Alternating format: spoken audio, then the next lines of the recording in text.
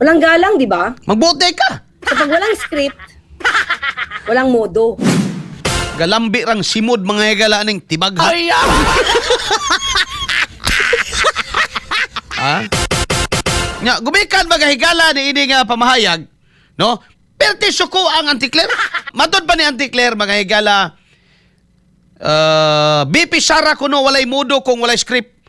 Ingon siya nga ang Vice Presidente ngoy sulti niya baga kaigsunan, no? And I quote, ang Vice Presidente Sara Duterte, kapag walang script na binabasa, walang modo, lumalabas ang totoong anyo.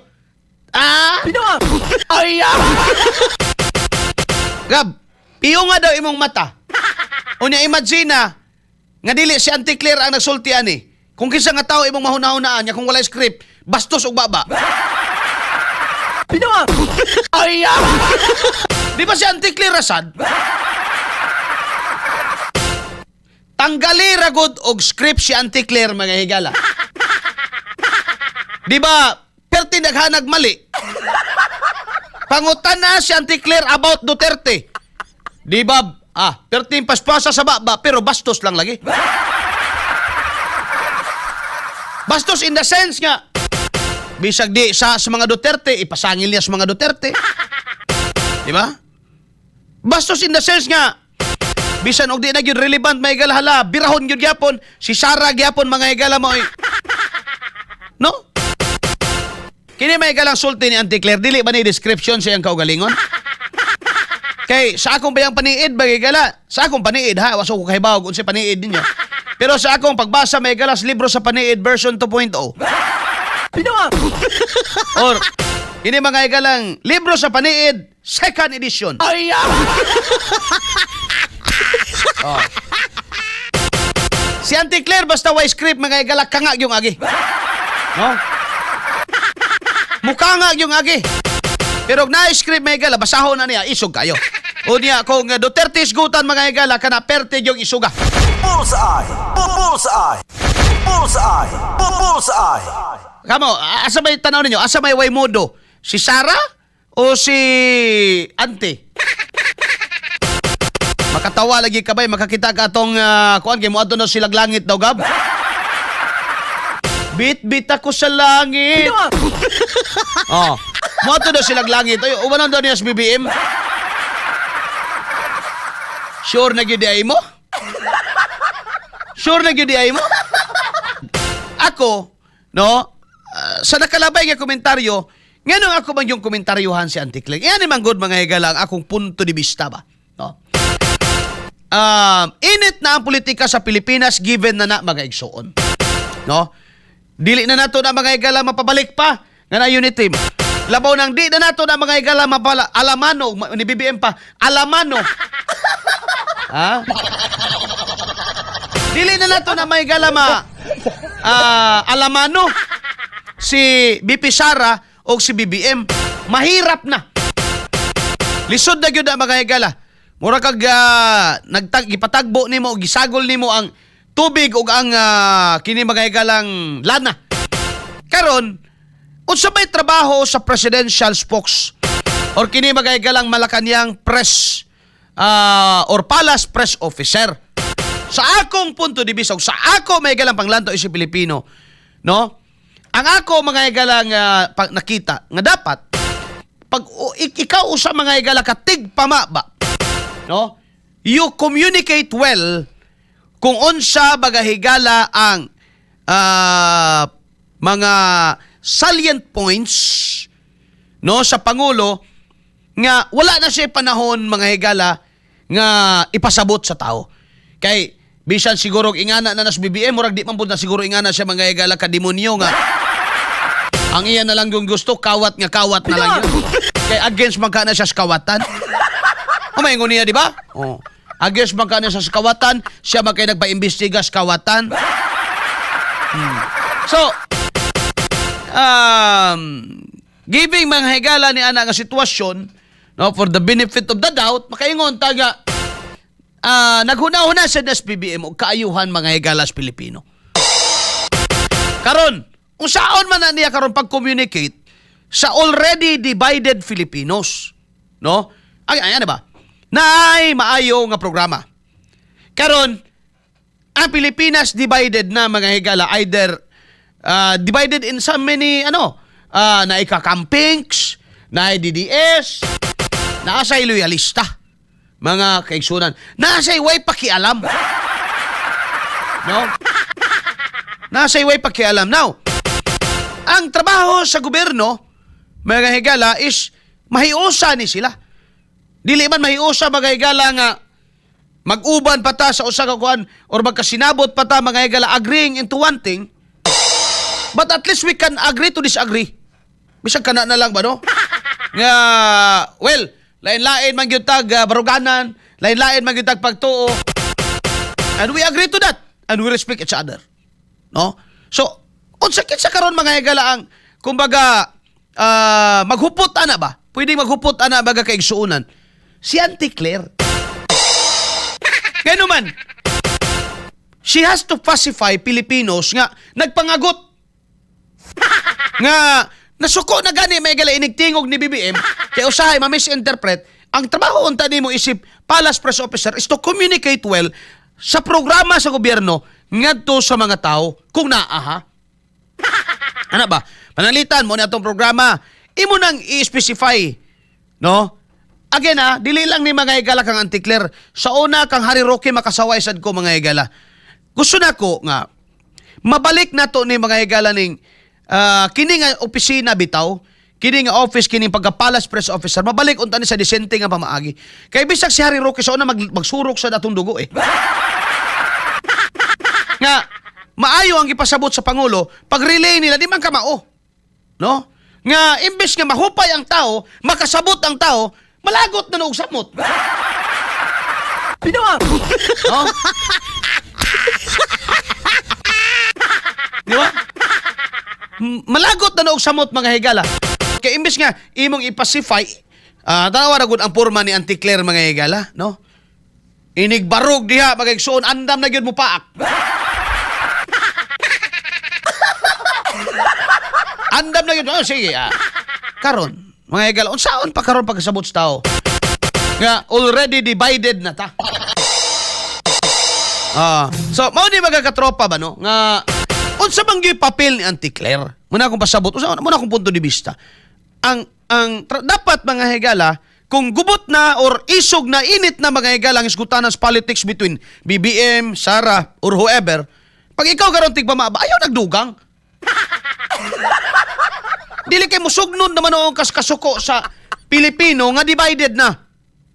Inigtingog ni mo imbes nga maarang-arang ang batios tao nga amo dito pasabot ato. Musamot naman noon kay mga way man ka. Disclaimer lang sa mga nananaw diri ron. Hawid mo yung dughan o kaha mga gala kuha mo Santon Plus Gold.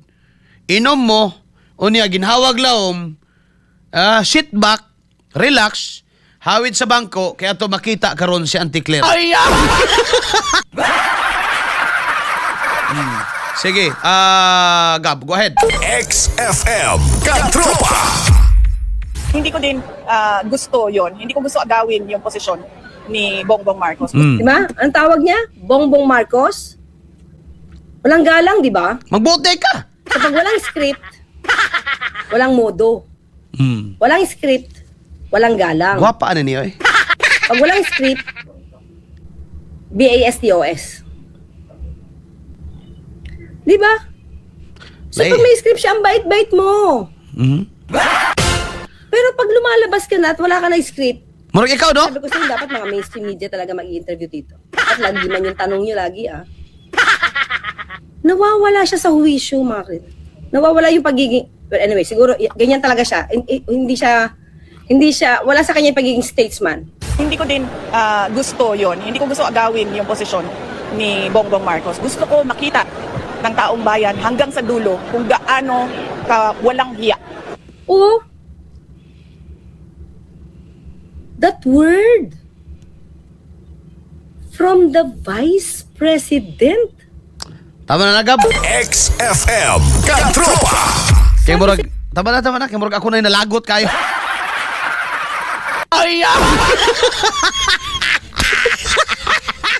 Murag ako naman na high blood, Gab. We all worry about the admin because the father of Junior is 20 years but the son is 40 years. Kawat pa more. Leonardo Abiera, unsaon pag-ius sa Sir Arnel, na spokesperson sa Malacanang nga mo'y mudagkot sa kainit. Correct. Exactly. No? Base si Secret DDS na si Auntie Claire, palagoto niya mga DDS para mag-people power na o makauli na sa BBM sa Hawaii. Ano niya na pauli ag Hawaii? No? Kung tinuod na nga na'y gikawat mga higala sa Pilipinas, paabuto na to ang time nga pwede na siyang makasuhan. Siyempre, karon lisod eh. Ngayon naman, siya presidente. Lisod mga higala. Mahirap talaga. Imo nang kasuhan karon. Sila mga, di ba giyang ko ni Auntie Claire, who controls the narrative of the politics nowadays? Executive. Exactly. Munang lisod kay patuuhon mga higala. Nga, kana mga kagubot sa Senado, walay labot ang, kuan lang, audience lang, kibali ang executive. No. Ayaw ninyong ipahid sa vice presidente. Kaya ingon po ni mga higala ning mga prosecutor po sa impeachment nga nga kango na po. Ingon sila nga, pakana kuno ni BP Sara kana mga delay sa Senado, no, para kuno makuan kay para di madayon ang impeachment. Dili na mao. No? Pasangin na naman noon yun ang naa sa oposisyon nga ang naigahom kadto mang naa sa admin. Ay! Di ba? Saon mo na ron. Alas 8:05 na bagay gala Dagnas buntag. Bullseye! Bullseye! So, mabito na nga, makaingon ko bang, sige role ni Auntie Claire. Kaya pag maingon kang spokesperson, mga higala, pag maingon kang spokesperson ka, sa atong panabot ha, mga kaigsuunan, you have no idea of your own. Wala nagpasabot nga bugo ka. But, you refrain from injecting your own idea, no, to the message of the one who has tasked you nga i-deliver ni Do. Yan iragod na siya gaba. Kung ang parcel basura gi-order, basura sa gipadala sa seller, ikaw nga delivery rider, hindi mo na pwede butang ag kape. Basura man. So, ako lang mga higalang itandi ang delivery rider o ang kinibang tigpamaba. No? Pag tigpamaba ka mga higala sa Pangulo, ang imong ipasabot diha mga higala, no? Kung unsa ang gustong ipasabot sa Pangulo. Dili kay you are injecting your own commentary, no? Your own political gatirada against sa Duterte. So you are not speaking as presidential spokesperson. Otherwise, kay mo man siya nga ang iyang idea sa dang BBM, sa mo magtiayon mo.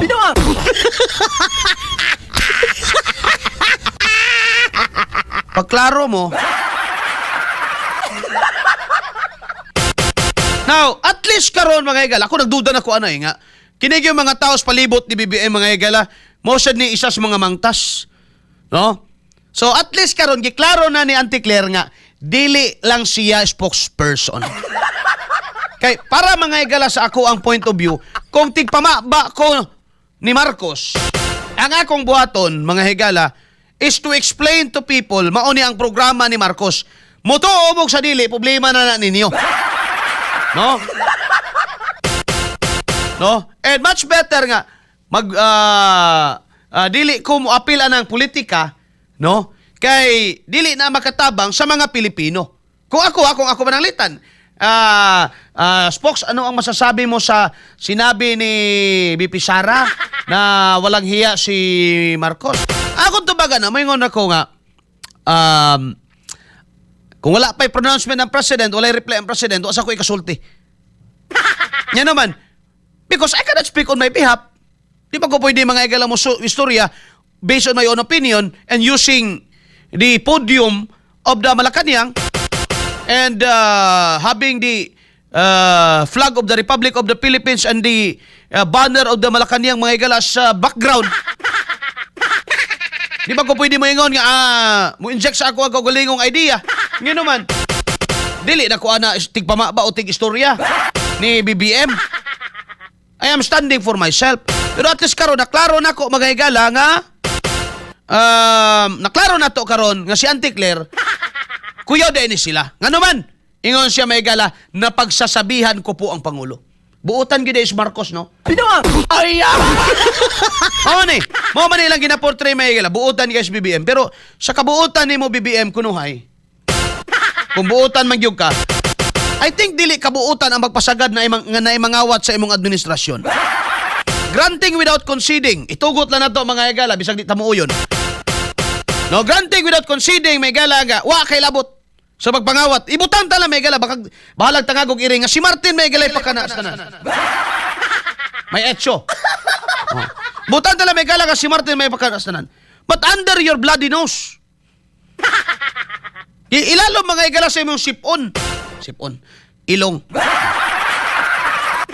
Ilalom sa imong ilong nahitabo ang tanan. Meaning, under your control nahitabo tanan. So, tawago di magbuutan mga higala ang pagtugot nga musanay lang mga higala ang mga dautan og pasagdan nimo nga mo kaw-kaw lang ang mga kawatan. Dili na kabuutan. Katarantaduhan na.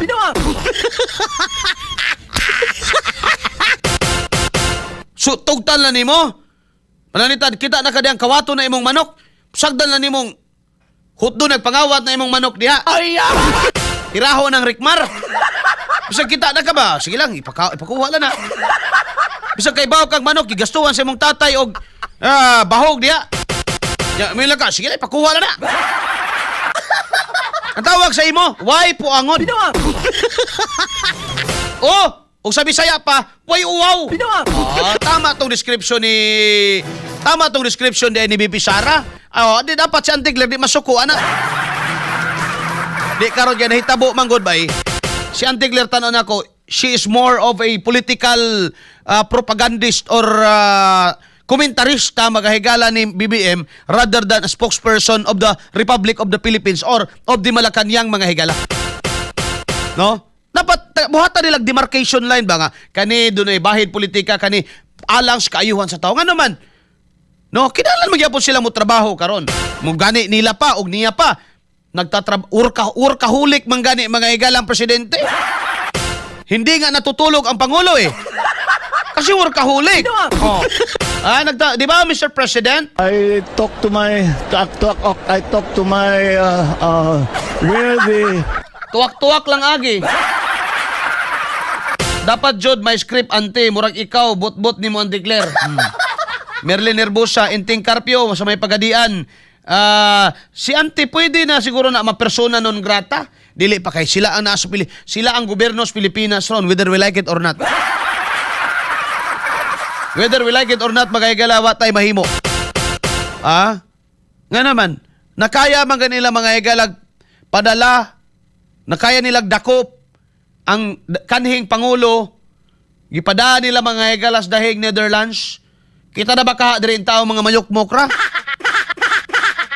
Pero, ato man yung katungod mga higala.